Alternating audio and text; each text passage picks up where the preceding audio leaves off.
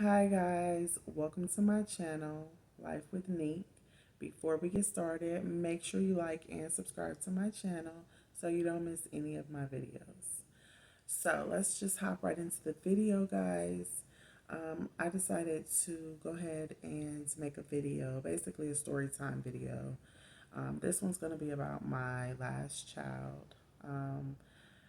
I've said in my previous video that I do have 4 children. I have 3 girls, 1 boy, ages, my oldest is 7, 5, 1. I have a 1-year-old boy, and then I have a baby girl. She's 3 months. Her name is Jada Renee. I do have one of my other daughter's middle names is Renee as well. So I will make a separate video explaining why I have 2 children with the same middle name. But this video is about my baby girl I just gave birth to.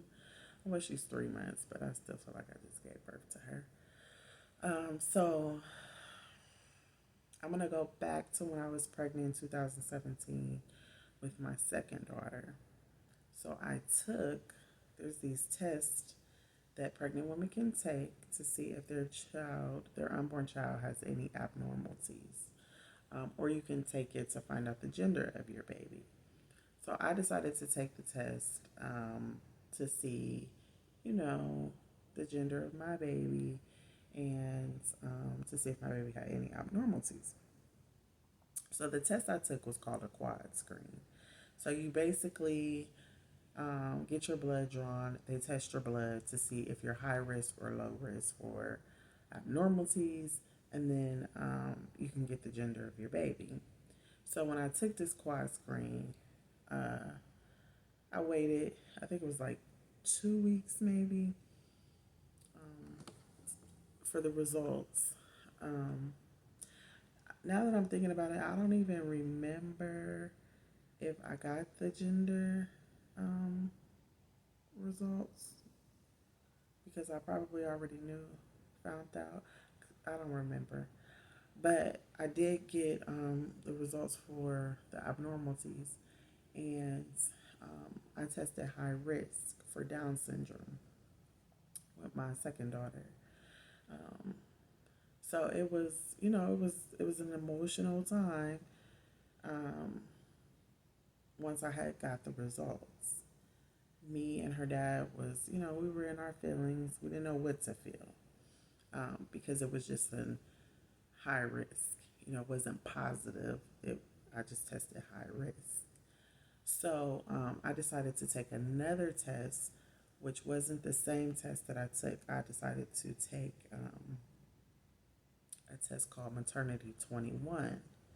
Um, so it took about 2 weeks from the first test, and then 2 weeks later, we went for more blood work.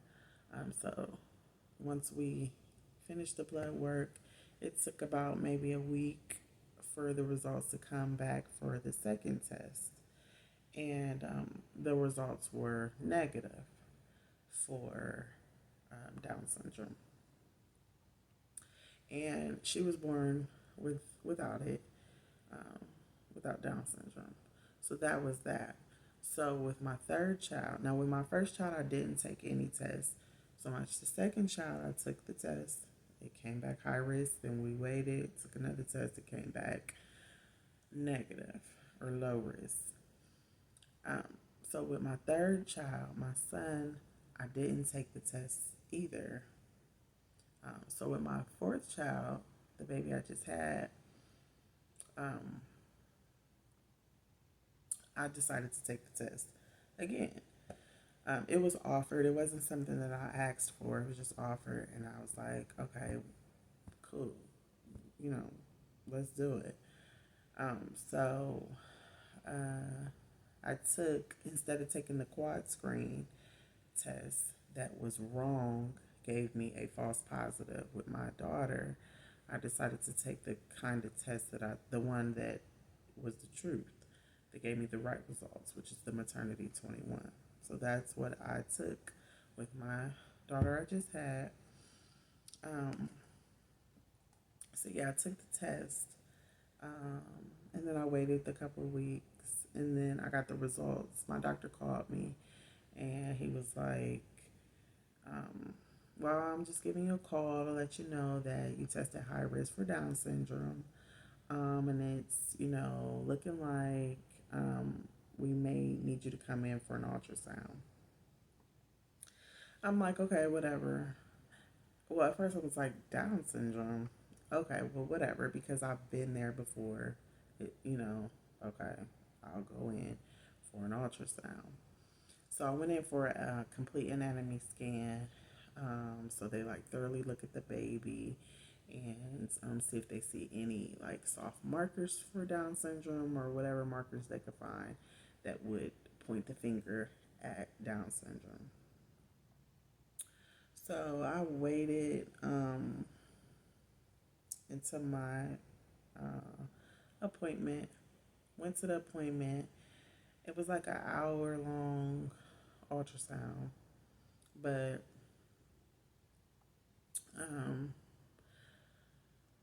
they basically, during the ultrasound, they look for soft markers for Down syndrome. So basically, they look at the baby's kidneys. Down syndrome babies, they can tell through the kidneys, they can tell through the heart, they can tell through the nose bone, they can tell um, from the neck, fluid on the neck of the baby.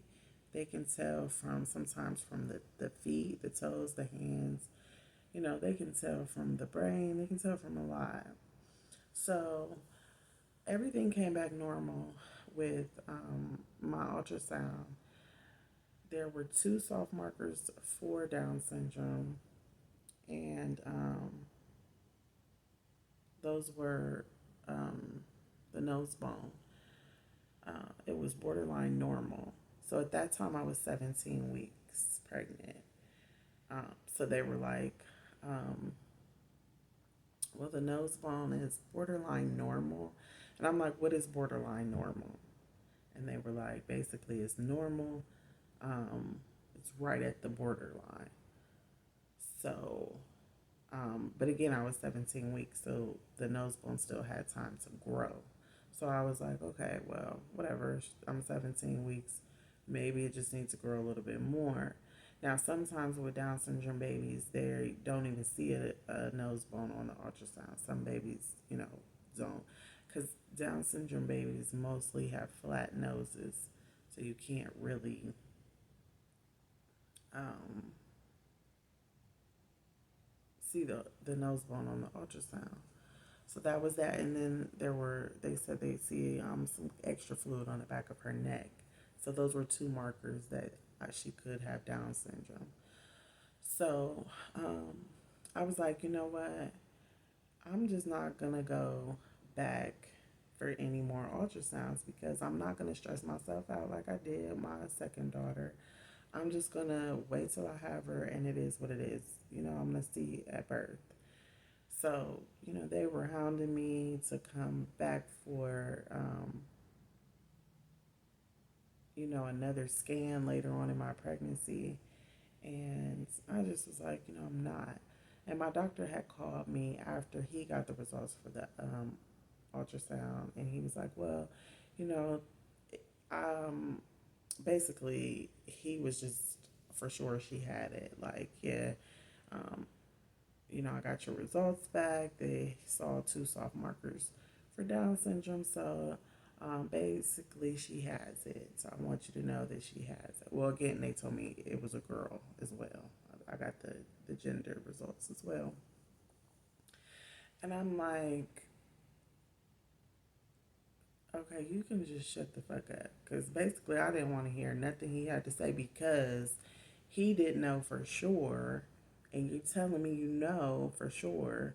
And it kind of hurted me and it kind of pissed me off. Like, dude, I'm gonna hang up on you because you will not tell me that she got it for sure and you don't know. So I hung up with him and I just didn't even like him no more. But he was just doing his job at the end of the day.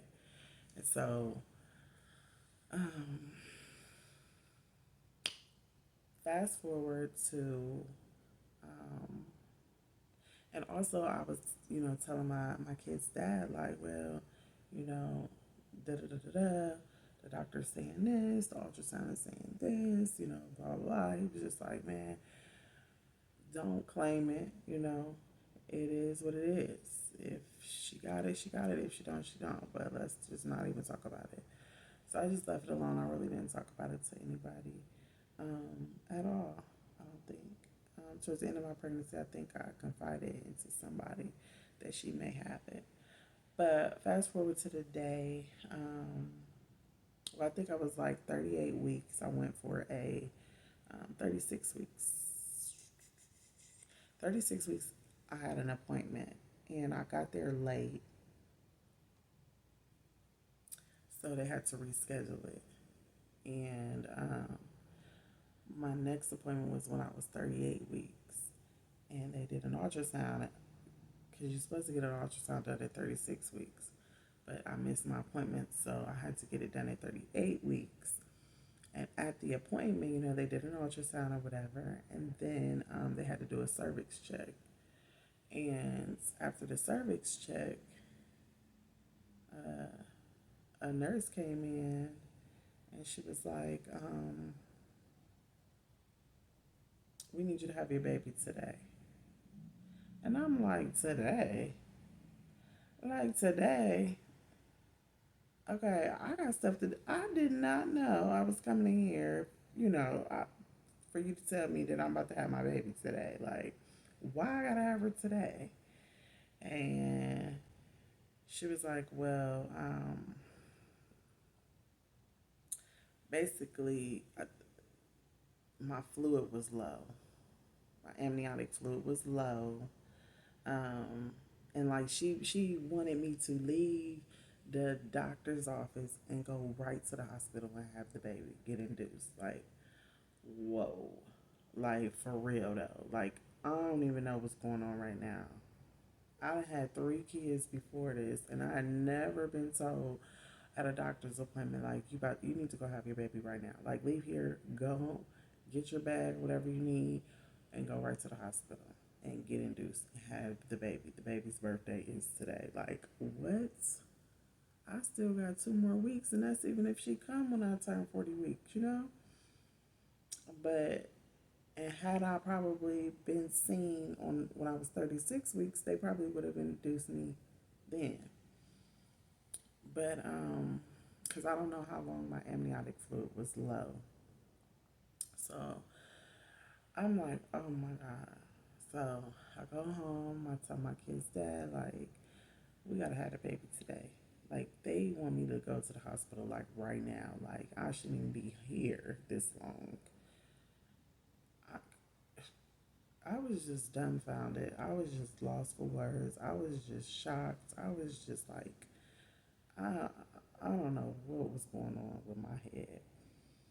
So I go home. I take a shower. I pack my bag. My friend, I had her take me to the hospital, and then he was gonna um, get my kids all situated, and my friend was gonna watch my kids while he come to the hospital. So he was getting them all situated. She went ahead and dropped me off at um, at the hospital, and I think he was getting his stuff situated too because he had got off work early to watch the kids for me so I could go to the appointment. And so he was getting in the shower and all of that. Yeah, that's what it was. Him and my friend both, he was at work, so I asked my friend to watch my kids so I can go to the doctor. Well, they both got there at the same time, basically. So my friend ended up taking me to the doctor. Did I go to the doctor by myself? Yeah, friend. My friend took me to the doctor's, and then he stayed home and he took a shower, whatever the case is.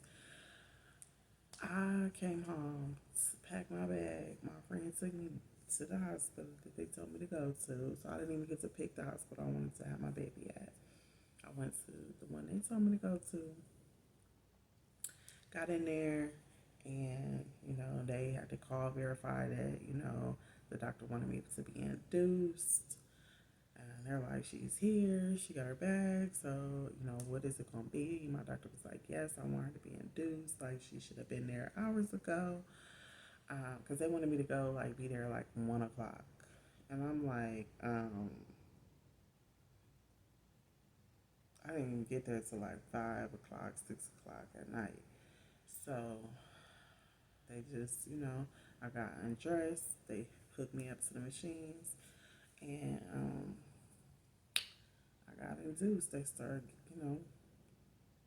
checking me, giving me all my Pitocin and all of that, reading my levels, and got the strap on my stomach, hearing the baby's heartbeat. It was going down. Like, I don't understand. Like, I just went to a doctor's appointment to get my cervix checked, and I am about to have this baby today. It was crazy. And it was mad fast. Like, so then my kid's dad get there, you know, it was crazy. So, um, and I'm answering all these questions about Down syndrome, like, because I'm already, when you test high risk, they want to know, like, they want to know that you tested high risk if they can prepare for delivery a different way, or I don't know. But, yeah, so the contractions start coming, and I'm telling y'all, it was the worst. Like, I've had 3 other kids. It was the worst. These contractions hurt so bad. Like, I was in there yelling. I'm like, they were coming, and they just, the feeling, and you feel it in your, well, I was feeling it in my butt. Like, it just feel, they was going right to my butt. Like, it hurt so bad. And it was just lasting for like a couple seconds, but them couple seconds seemed so long.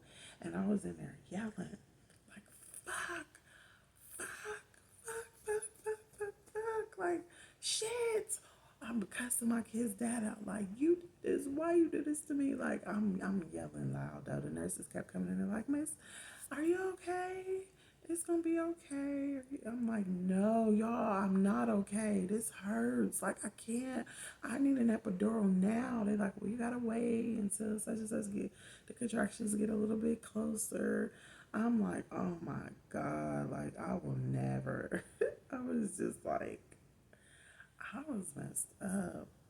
It hurted so bad. Like, I couldn't lay. I'm trying to lay on my side. I'm trying to lay on this side, that side. It just was not working.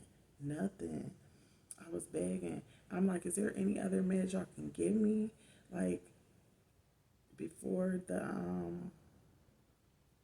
epidural, like any type of pain reliever. So I think they did give me something. Yeah, they did, but it did. It made some of me a little bit numb, but I was still feeling that pain. So finally, they went to the doctor. That, I guess he has like a room. He sleeps in the hospital, or whatever. Like, we're gonna wake the doctor up and see if it's okay, if he can give you your epidural. Man, he came in there. I was so happy to see him. Like, man, get your over here. Like, I need you, bruh. I need you. Come help me because I'm going through it, sir. And he just came in with his table and all his stuff, like, oh, you're a lifesaver.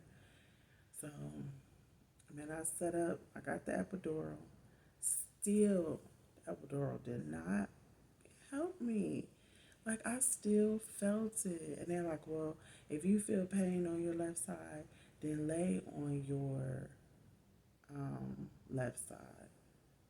Something. Lay on your right side so all the pain go down. I don't know what it was, but nothing was helping me. Nothing at all. I'm like, oh, this is my last baby. I'm not having no more kids. This is crazy. I will not invite myself to go through this ever again. So the epidural, then it numbs me up. Like, it seemed like right at the very last, when I was about to deliver, I was still crying through the epidural. Like, they kept saying, like, do you still feel pain? Like, yes, I feel it on my left side. I feel it right here. I feel it. I was feeling it, you know what I'm saying? Like, my legs was numb. My private was numb, but I was still feeling the pain in other areas. And I'm like, this is crazy. So they kept saying, well, they kept checking my cervix. Like, okay, you getting somewhere. You at 5 centimeters. Now you at 6. Now you at 7. When you get to 10, we're gonna go ahead and deliver. You about to have your baby girl. You having her today. You know, and I'm just like, all of this is happening so fast. All from just me going to the doctors. Like, I didn't know my day was gonna be like that. So I got to 10 centimeters. They all came in there, you know. Y'all moms know how they do. Lights on. Everybody, all the nurses, doctors come in there, put them stirrups up, put them legs up. It's on and popping, right? So yeah. Um, I don't think I only pushed like 2 times, and boom, she came out crying, beautiful cry. But when now I'm looking at my kid's dad, because he could see her before me. Well, no, they put her up, but I was looking at him. I think he saw her because he was right there. He saw her come out, cut the umbilical cord. But he's oh, he's like about to cry, he happy, and then I look at her, and immediately I can tell like my baby got Down syndrome. Like I could tell um, right that moment, and I kind of like was like, oh, they was right. The doctors was right. She got it. And she cried. She's just so beautiful. And they put her on my chest. And I start crying just because, it is a lot to have to deal with a child that has Down syndrome. They, have health problems and they faced with a lot of health issues in life. So I start crying, and they took her to the incubator and they're weighing her and cleaning her up and everything.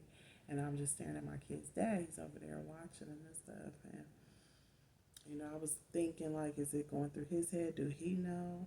Do he see it? And he was he looked at me, he saw me crying. He came over there. And I'm telling y'all, these words just got me together real quick. Like, he was like, neat. Tighten up. Tighten up right now. God chose her for us, and he chose us for her. And we're going to treat her just like our other kids. We ain't got no time for that soft shit. And that's all I needed to hear. And I sucked them tears up, never cried another tear. I immediately start just focusing on her health. Like, is she healthy? What's wrong with her? I wanted to know. So,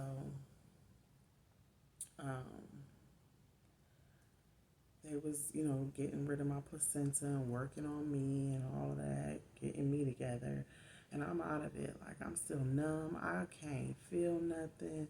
I done farted in there, and I didn't even know I farted. I heard me fart, but I didn't feel it. So I had to ask the nurse, like, did I just fart? And it was like, yeah, girl, you just farted. Like, oh, my bad, my bad. But yeah, it was funny, but it went by real fast. So they put her on my chest, and I'm just holding her, and I'm looking at her, and she's just so beautiful. And it's just like, this is what God gave to me. This is my blessing. This is my child, and I'm here for it all. And then I think I was probably holding her for like 5 minutes, and then the nurses came and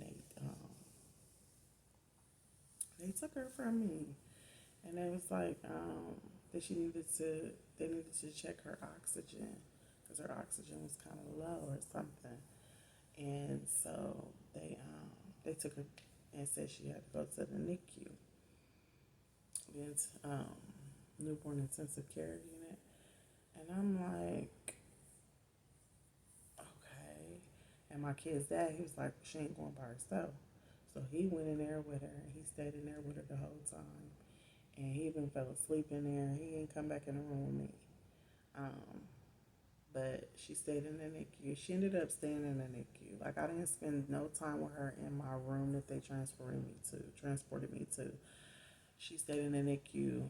Um, Even I got discharged. She stayed in the NICU, hooked to oxygen, um, for I want to say like 3 weeks. She was in the NICU, and it is so hard going home without your newborn. Like I felt so robbed and ripped. Like I never went through this with none of my other kids. I literally walked out the hospital without my baby and went home without my baby. Like it was just like I don't know. It just made me feel so hurt. Like I failed at some point. I failed her. Or what did I do wrong in my pregnancy? Why my baby need oxygen? Like, did because I had missed a couple doctor's appointments. It's like if I would have went to my doctor's appointments, would they have caught is it because I was low on my amniotic fluid? Did I mess her up? And all of that. But I learned that a lot of Down syndrome babies, they are put on oxygen. But all in all, like Down syndrome babies, they are most of the time born with heart defects, holes in their heart where they have to have surgery. Um, they are born with kidney problems. They are born with cleft foot. They are born with bowel problems where they can't, boo boo. They can't eat. They have a large tongue, and they can't like hold their food down. So they'll like drink their milk and spit it back up or whatever. So it was a lot. It's a lot that Down syndrome babies are born with and faced with right after birth. My baby was perfect in every area. She got a perfect heart. She got nothing wrong with anything. It's just she needed to be on oxygen. She's was on point 0.1 oxygen, so the very lowest level of oxygen. She just needs just a little bit. So yeah, she stayed in there for 3 weeks, and then they wanted to transport her to the main campus Children's Hospital to see exactly why she still needs to be on oxygen after 3 weeks. What's the problem? Why she still needed to be on it. So I transported her to main campus, which was hard too. Like it was so hard to leave her and then come see her every day. And I got other small kids that need me, so me and Dad was taking turns going up there, sitting with her, and still, trying to be a parent in a hospital, and it was hard. And then to see her transported to main campus, that was hard. Like taking my baby in an incubator to another hospital, like it was very difficult. So um, they took her there and they performed a sleep test on her. They hooked all these wires up to her head, taped them down on her head, and they read her brain while she sleep. So they wanted to know um, because Down syndrome babies are born with like floppy necks. They don't have the strength in their neck as fast as a normal baby. So it makes it hard for them to get oxygen because of something with their neck. So the sleep test was either going to have a result of is her tone in her neck or something else. So yeah, and if it was something more deeper, then you know they were going to have to take other measures after that. If it was just the tone in her neck, then she could be sent home on oxygen and just wait until she get the strength in her neck. So the results came back that she had apnea, sleep apnea, um, which basically is a tone in her neck, where there's times where she stopped breathing during her sleep because of the tone of her neck, um, because of how they lay or something like that. So that was good news, medically good news, but no mother wants to hear that their child sometimes stop breathing for a couple seconds during their sleep, which I learned that we all stop breathing in our sleep at times. So yeah, um, that was the result of the sleep test, and yeah, so she was sent home. They felt that it was okay to go ahead and discharge her on oxygen. So yeah, she came home, and I just felt so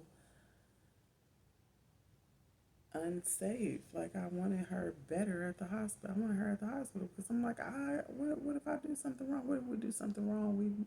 We don't know what we doing. Like, what if she stopped breathing with us and we don't know how to? Because what they did was they discharged her so fast. They they squeezed everything in one day. Like we had to take CPR classes. We had to learn about the oxygen tank and how to hook it up and how to read it and all of this and how to transport it when we want to go somewhere and car seat tests. And I mean, it was just so much all in one day. Like, for real, y'all. I mean, we took so many classes in one day. We had to watch videos and then brought her home with us the same night. Like, oh my God, I was a nervous wreck when I got home. Like, I'm not gonna lie, I was a nervous wreck. But bring it to today, bring it all the way to today. She's 3 months, so she came home.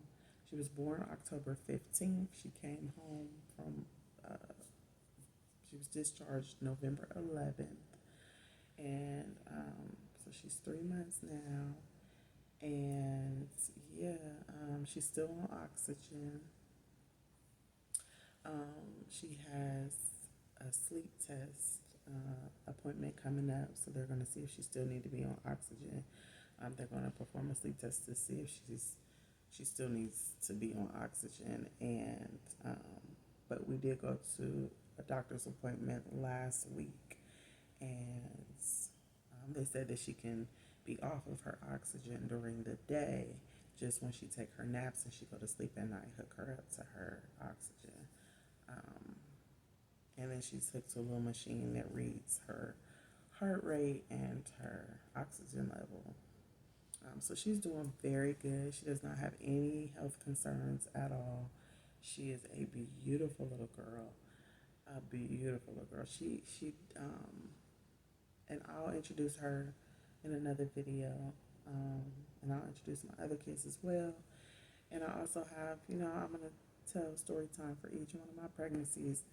But that one is for Jada Renee. And again, I will share a video of why two of my children's middle name is Renee.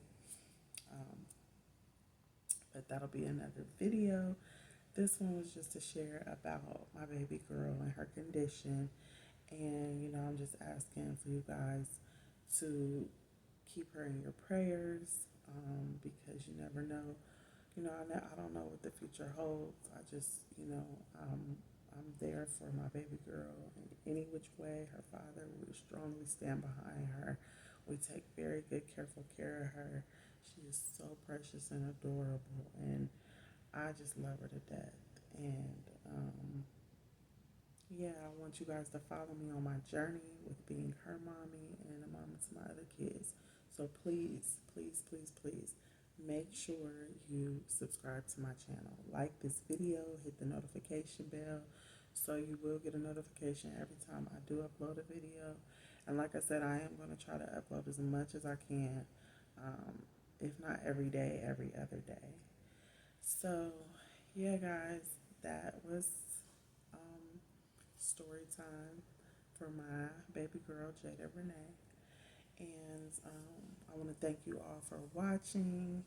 And again, please subscribe to my channel, guys. Please. All right. Thank you for watching. Bye.